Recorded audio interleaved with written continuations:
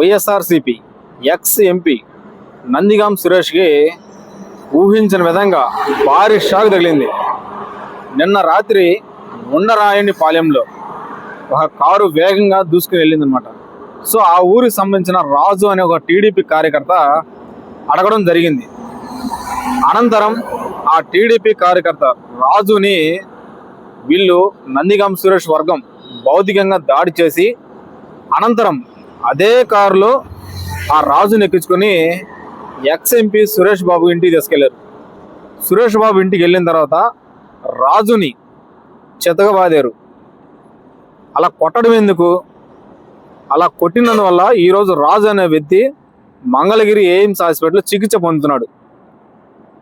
ఎవరు ఊహించిన విధంగా నందిగాం సురేష్ని మళ్ళీ పోలీసు అరెస్ట్ చేసి తీసుకెళ్లారు. పోలీస్ స్టేషన్ ముందు వాళ్ళ భార్య ఆవేదన వ్యక్తం చేస్తుంది.